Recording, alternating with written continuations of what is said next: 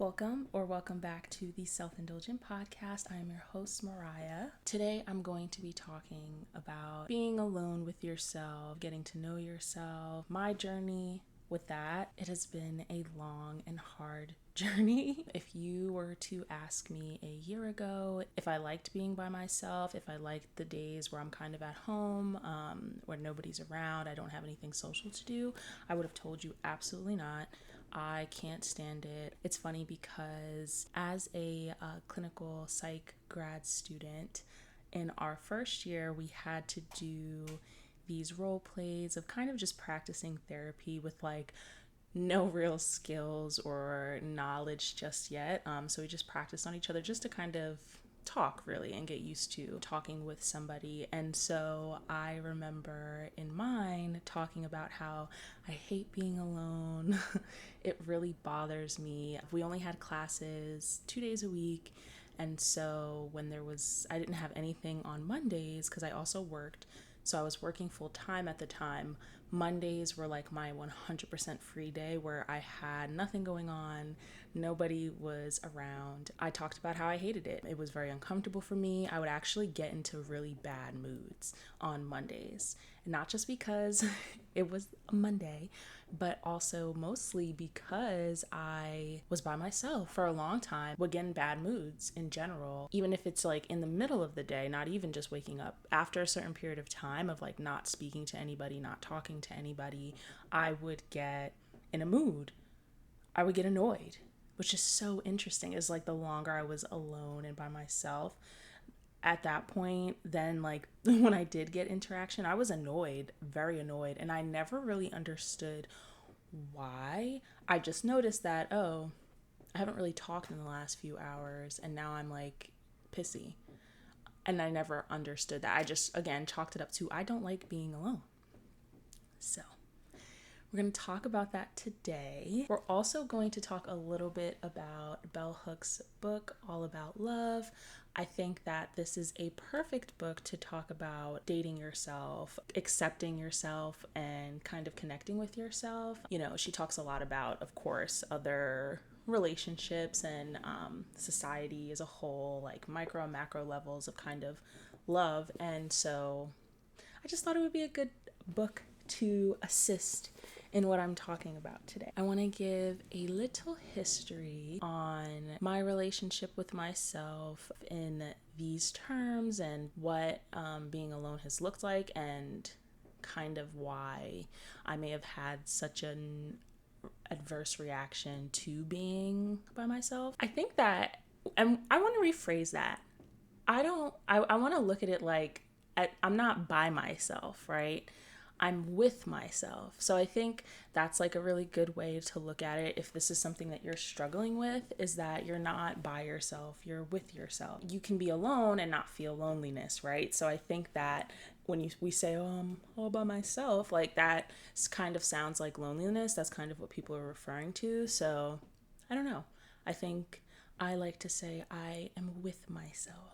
And I think that speaks to like being present with yourself, vibing with yourself. What's interesting about my relationship with myself over time, I don't ever remember just saying, I hate myself. I hate myself. Like, I don't think that's really how it was. Part of that was because a lot of my self-worth was wrapped into others, my relationships with others, people wanting me around, people liking me. It wasn't that I was actively saying like, I hate you. It was more like, why doesn't anybody understand me? Is there something wrong with me? How come I don't have closer relationships? I'm trying really hard. Like, why isn't this working? Why don't people care?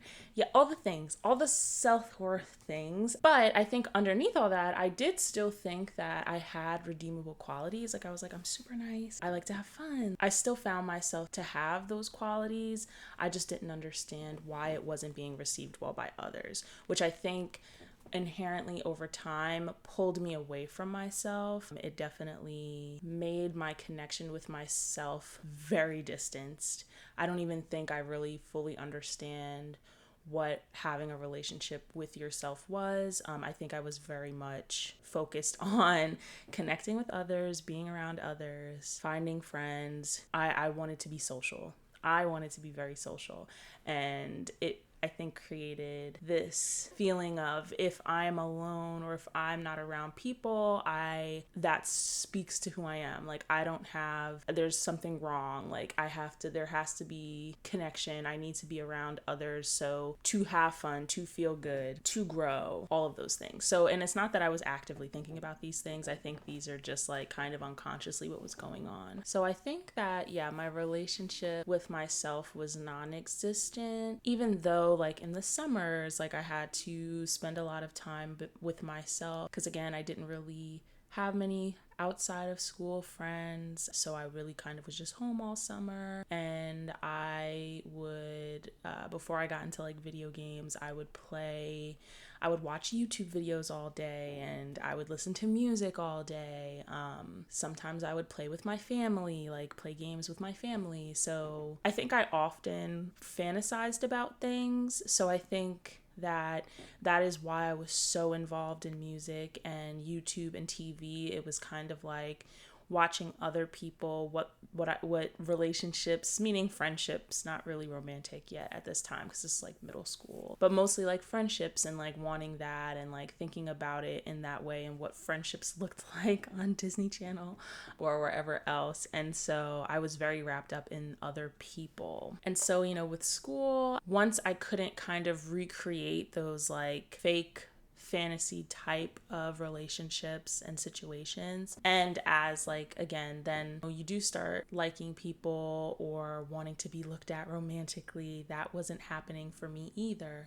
So it was just kind of sending these messages of like I'm unwanted, which was hard, especially moving into high school. And with high school, I think, or even in middle school, I think appearance became a pretty big deal for me. And I think with the amount of YouTube and things like that I was consuming, and going to school and having parents who wanted me to be my age, like they wanted, which there's nothing wrong with. Looking back, I understand why I couldn't wear certain things or at the age I was, and over time it got better. So, however, when you're in middle school and high school where people are kind of developing at a rapid pace and you're kind of behind, naive, have a lack of knowledge, and then you have social media. I also wasn't on social media until later, just YouTube. So I was kind of behind in that stuff too. I wanted to look like others. I wanted to be able to dress like others. I wanted to feel like I look good, really though hoping to be noticed.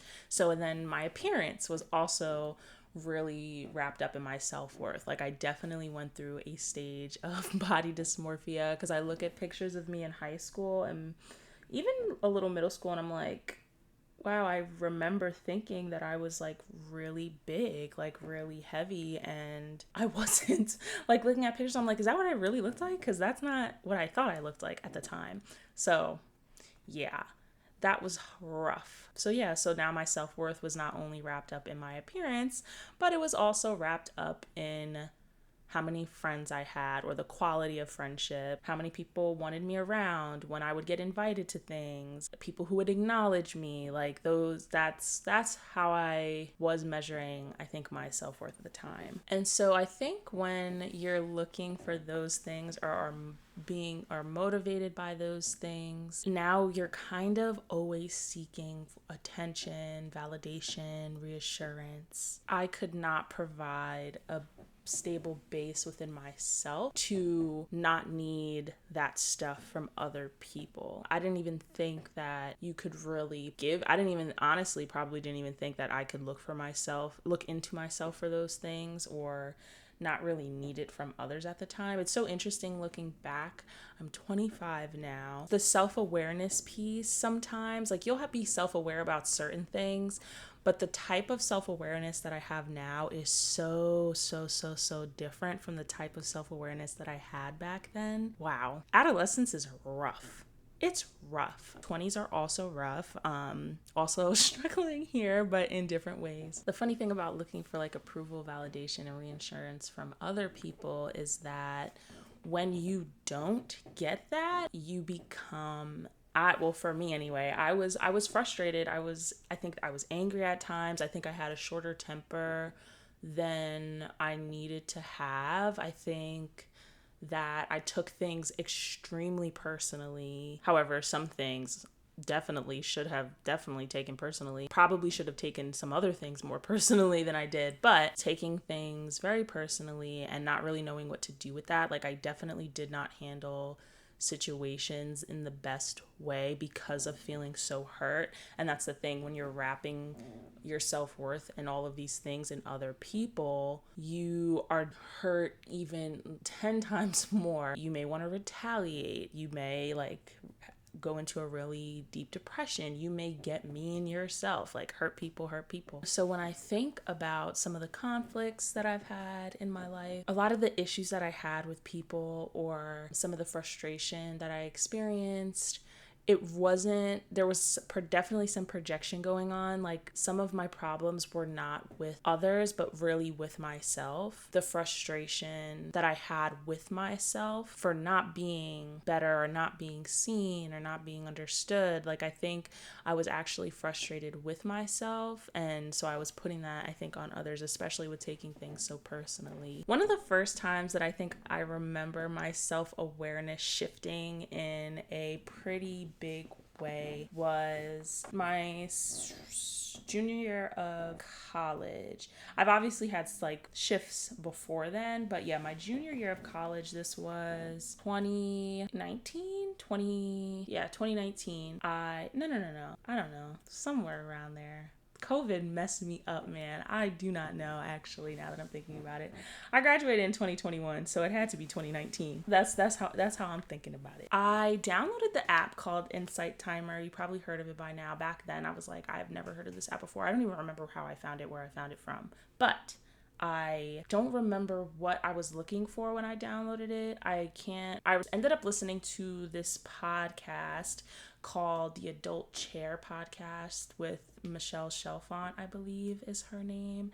And that was huge for me. So if you don't know about that podcast, she basically created this whole model in her therapy practice where you have 3 chairs. You have your child chair, your adolescent chair, and your adult chair, or something like that. And you basically, when we respond to things in life, and when we go through life, we tend to sit in those different seats. So whether that be how we react to something, you might be sitting in your child chair when you're reacting to something, or your adolescent chair if you're, depending on the reaction. So for me, if I was sitting in my adolescent chair, I would probably be getting pretty defensive about something that somebody was saying to me and feeling like they're attacking who I am or my personality, and then getting really snappy and feisty back.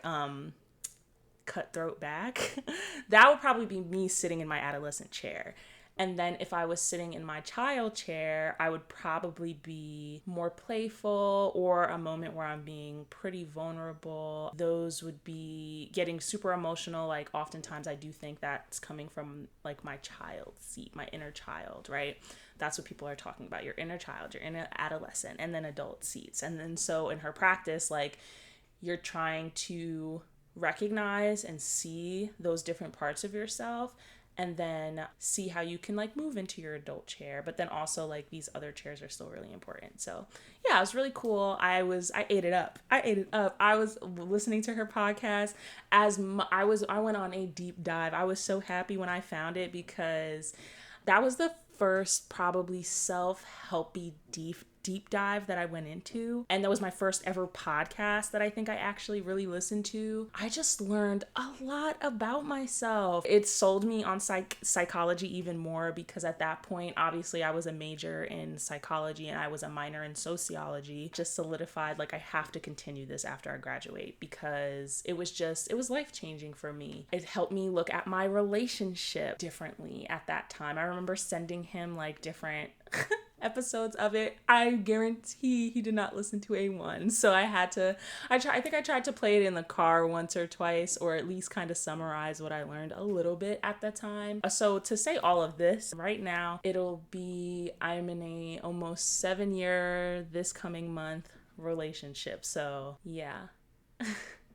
Lots of growth and changes with that as well. I think that has actually drove a lot of my personal development, which is so interesting because it's like, it's okay. You can really learn about yourself through others. It's incredible. And I don't want to feel like I need somebody else, right? And I think I went through that period of like needing to be with somebody and not wanting to be alone. But I was able to work through that. And I'm now okay with being by myself and being alone in a long-term relationship. So I think that's just something to say. I do think that you can work through relationships you can go through a lot of different growth periods. You can grow together. You can kind of come apart, come back together, come apart, come back together throughout the entire relationship. So when willing to put in the work or being committed to the work, you can develop a stronger sense of self in a relationship. So that's just like a side note.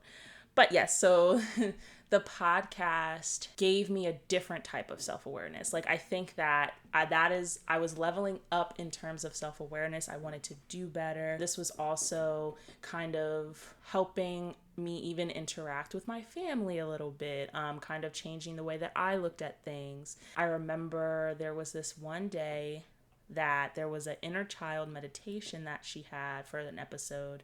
Instead, I did it, and when I tell you, I started bawling the second, like it was a guided imagery kind of meditation for your inner child, where at some point you ended up visualizing that person, your little self, and the second I saw my inner child, I started bawling during the meditation. So yeah, I think it just speaks to all of the stuff that we have going on and how a lot of it comes from childhood. And it's like, if you don't really deal with it or recognize it, it's going to come up in adulthood. So I think in adulthood was still, especially my early 20s, as much as I tried to fake the funk, I had a lot of self-worth issues going on. I liked listening to the podcast because I often did it by myself. So that was like something that I was doing with myself that I was okay with doing by myself. Oftentimes I would do it in car rides and stuff like that, because long car rides also put me in a bad mood, again, because it's just I'm in silent for however long, especially during traffic going back and forth from school. That was like me time then. So that was really nice. It was a huge deal. Definitely recommend the podcast. They talk about a lot of different topics. With all that being said, this year, for the first time ever, took myself on my first date, self-date, which was a huge deal for me. If you would have asked me literally 6 months ago, like I'm not even kidding, this is not something that this is super fresh. This is super new. Like my first date with myself was, right now it is October 20 something. It's Friday, October 27th that I am recording this. I took myself on my first date in the beginning of September. And then I did it again in October, and I took myself to a concert, which was really, really cool. I was super nervous. I was super excited. Okay, so first, let me back up. Let me back up a little bit. So my first date with myself, I took myself to the movies. Highly recommend as your first, like, taking yourself on a date. I think it's super low stakes. It's dark in there. Nobody's paying attention to you. And you will also notice that there are many other people going to see the movie by themselves. And I salute them. Claps for them, because I love that, and I used to listen. This is first of all, okay. This is how, one, I've matured. Two, super emotional kid. This just speaks to how aversive I was to being alone, right? I remember going to the movies back in this had to be 2016 with my boyfriend. Yes, this is the same person. So this was at the beginning. This was year one. I remember going to the movies with him, watching this older guy come in and sit down. He was by himself. And I got sad. I cried. I'm not kidding. I cried. And now looking back on it, I'm like, girl, you're obnoxious. But you know what? No, we're going to accept our past versions of ourselves. It wasn't even that I was obnoxious. It was that my beliefs and messages around doing things by yourself, based on society, based on how I was raised, not necessarily by my parents, but just in this culture, in this world, and adolescence, just the way it was happening for for me, I was sitting here crying for this man. And now I forgot about that until I'm talking to you guys about this now, actually. But I really did cry. And I remember saying to my boyfriend, like, wow, I hate that he's here by himself. Like, that's so sad. He must be lonely. And like, who am I? Who am I? Who am I? I cannot believe, like, wow. Talk about self-growth, because man, who the hell am I? That was so presumptuous of me, like, to even think that, but it was coming from a good place, right? Like, I wanted to keep him company. Like, I was like, oh my God, like, you know what I mean? So he didn't have to be alone. But my assumption was that he was lonely when he probably wasn't. He probably does that all the time. I mean, it's not to say that it's not possible, but also it's like, if he was super sad and crying, he probably wouldn't have came to the movies in the first place, right? Right. So anyway, so yes, go to the movies if that is a great first self date. One, it fosters a very interesting level of self-care, I think, because you're taking yourself on an activity versus, like, I don't know, it's a little different than going to get your nails done by yourself, right? Or going to a spa by yourself. It feels different, you know, it's a longer period of time. It's like most people would do this with somebody else. So it just adds this layer of like, wow, yeah, I'm taking myself out because I deserve it. And it just, I don't know, it just feels really good. I loved it. I was so excited for it. So if you would have asked me 6 months ago if I would have went to the movies or a concert by myself, I would have said, absolutely not. What are you smoking? No, not for me. But I did it, and I'll do it again, and I really enjoyed it. After being comfortable with that, I had bought Kiana Lede tickets, concert tickets, and I didn't have anybody to go with, and I was just like, oh, well, if it comes time, I'm just gonna go by myself. Screw it, I'm just gonna go by myself. I've also always admired travelers, people who travel by themselves. That's really dope. I would love to do that maybe in the future when I have the funds. The concert was a bigger deal. I was really excited to go to the movies by myself, and when I ended, I was like, oh, that was so nice. I would totally do that again. And then when the movie was coming, I was like, yeah, I'm excited for this movie. I'm about to eat this date up. I'm about to, I'm taking myself out to a concert. That's right. You know what? That's big girl. That's big woman stuff. Come on. And so when the day finally came, the day of, I got super nervous. Because I had no idea really what it was going to look like when I got there, right? I know what a movie theater is going to look like, but this was like completely out of my comfort zone. Never been to the venue before.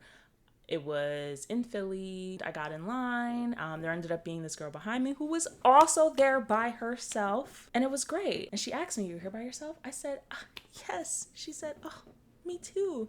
Do you want to be buddies?"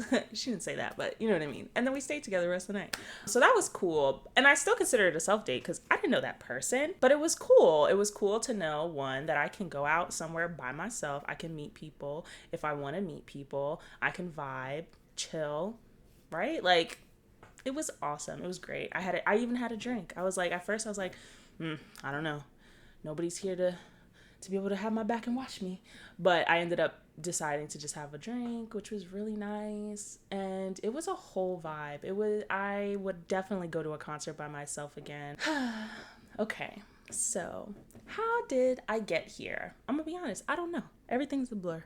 No, I think being comfortable with yourself is really hard. When we want things and we're constantly looking to the future, we don't accept what's happening right now. And I think sometimes when we want to achieve something and we're not there yet, we kind of blame ourselves, or we look at ourselves in ways it's like, this is what I want, you're not it.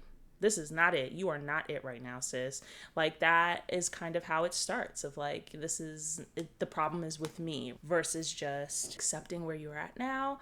You can have both things. Like, you can accept where you're at right now, give yourself that grace, and also want more for yourself. Just because you're saying you want more for yourself doesn't mean you can't love on yourself right now. It's not saying that you're not good enough right now or anything like that. It's just like, this is the part of my journey right now.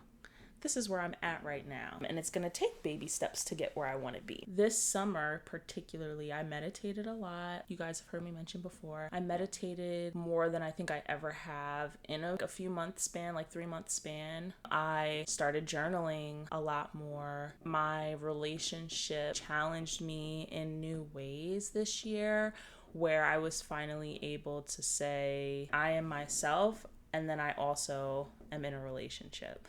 But I am also myself, and I can do things by myself, and I don't need, yes, support is required in a relationship, but I can also support myself. I can also tell myself that I'm good. I can love myself. I can compliment myself, and I can do things alone. That was some of it. Reprioritizing your time and who you're giving your time to, who you're spending time around. Like this summer, I had a lot of time to myself. It was just how the summer went. I had a lot of time to just take for myself. So I had kind of no choice but to sit with myself. And over time, it wasn't that bad. I think I started taking care of myself. And I think that was one of the biggest acts of self-love that I gave myself when I started taking care of myself, like I was consistently going to the gym. That felt great for myself. I taught myself how to do my own nails. And I know that sounds like a very like material type of thing, but like I was spending time with myself, doing things for myself. I started reading again. Some of it was self-help, some of it was not, some of it was fiction. And I just gave myself time back. I stopped telling myself I'm wasting time. It really came down to like, I gave myself a lot of grace this summer and just let myself go through the motions. If like I didn't want to do something one day, I didn't beat myself up about it. I also had great support systems this summer. I talked it out with people. And again, this is why your circle is so important, because when I did need support or I did need to express how I was feeling, not only was I able to tell myself I'm tripping, somebody else was kind of able to tell me I'm tripping, right? I stopped questioning myself. I got very clear on the things that were okay and weren't okay with me, how I was being treated. I was like, you know what? That's something I don't want to deal with. That is something that I don't have time for. And I stayed 10 toes with that. And that just showed myself that I could show up for myself. So I showed myself that I can take care of myself. I showed myself that I can stand up for myself. I showed myself that I can give myself grace. I showed myself that I could bounce back. And I showed myself that I can give myself the time that I need. Over time, this combination of messages that I was sending myself, not even realizing over the time, kind of gave me the nudge to just be like, you're pretty cool. You can spend time with yourself. You're good. And now it's so funny. I went from an extreme extrovert and because you guys know I love like community. Like I love being around people. I still love talking to people, being around people. But I was noticing that I was getting burnt out. And that is the first time in my life where I think I acknowledged that, where I started putting my time before my time with others. And that was a huge shift, putting my time before others, because before I was giving my time to everybody and anybody. And I wasn't getting the things I needed done. And that also did not feel good. That also was frustrating for me. And then I was frustrated with myself because not thinking, it's because you gave these other people this time. It's because, you don't know how to prioritize. You don't know how to get it done. I just started realizing that like, wow, I actually really don't want to see anybody. Over time, there was about 1 or 2 people in my life that I was like, I have space for you.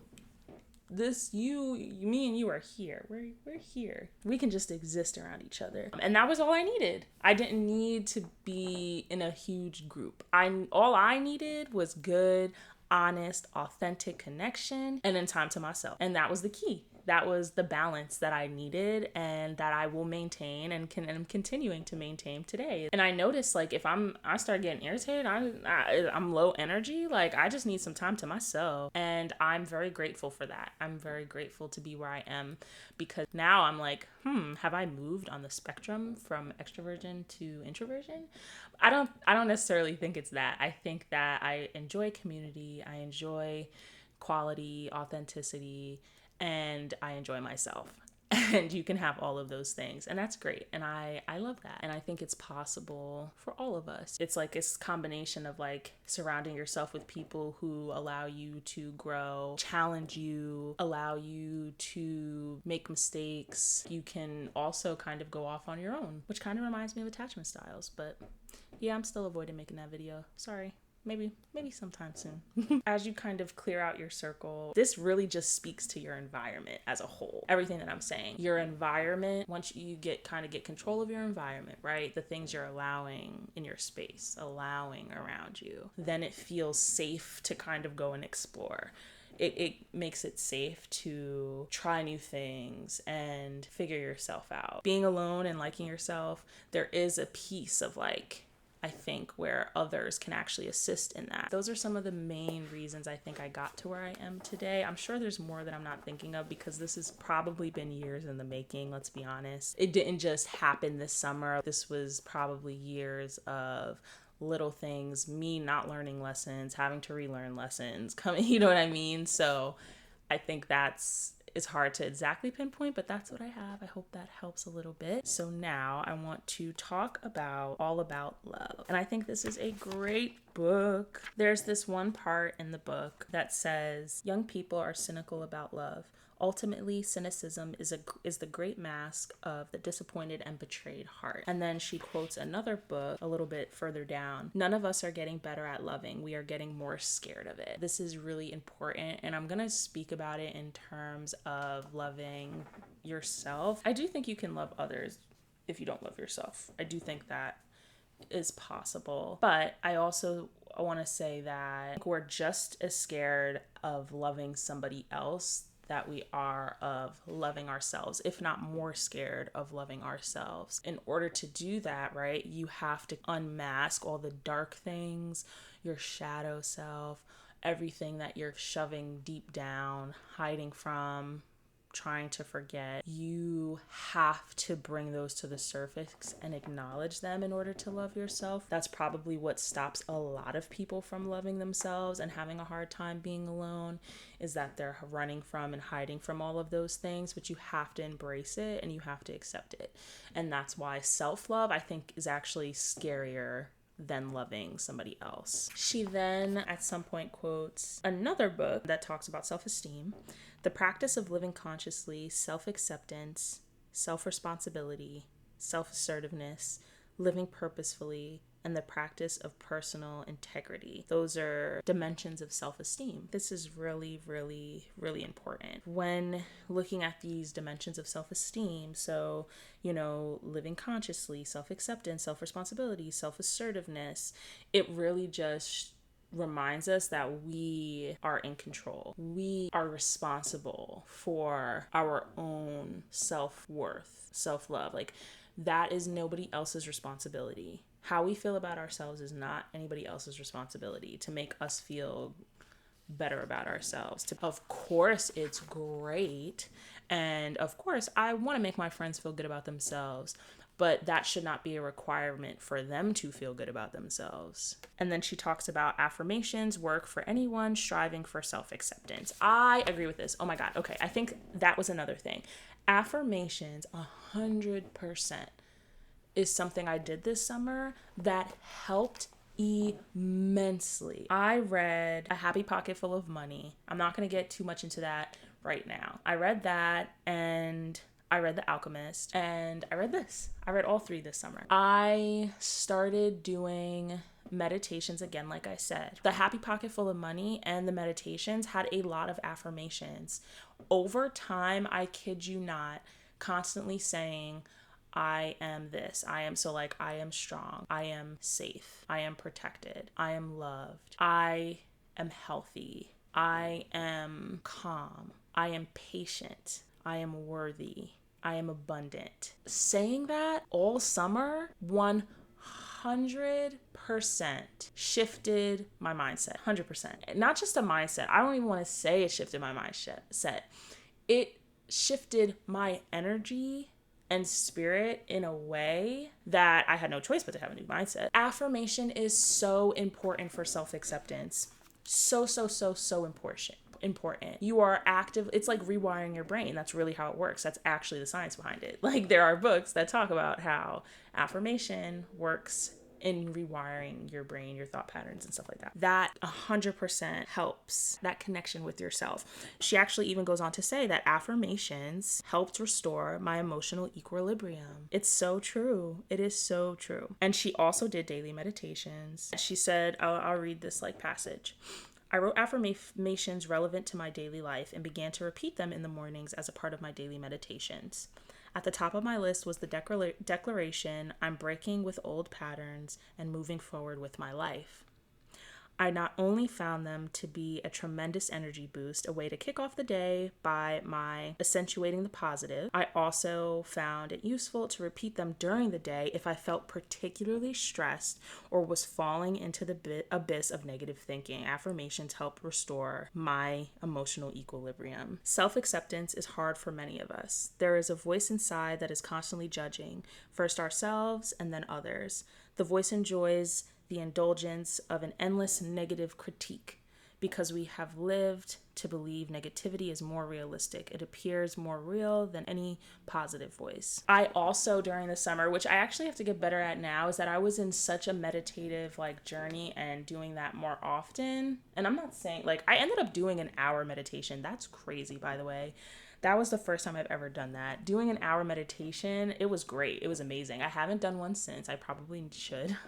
But it's hard with my schedule right now, so I try to do 15-minute meditations. But my point was, doing those meditations so often in the morning, I often, when I was stressed, I would go and repeat those affirmations that I did, or deep breathing, or or saying, I need to go meditate.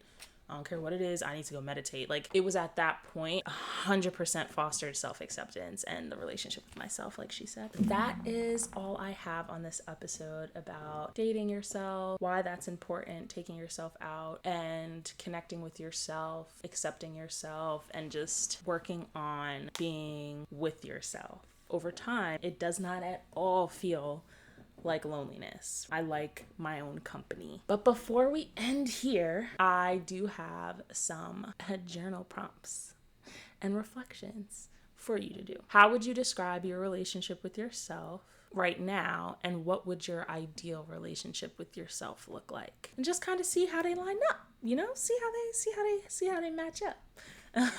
And then maybe think of, how can you get there? I would love to hear about any dates you've taken yourself on, your solo journeys. I think ways that you've worked on self-acceptance. Comment them down below. Don't forget to subscribe, follow, download the episode. It helps more than you know. I appreciate it so much, and I will see you next week. Have a blessed and intentional week.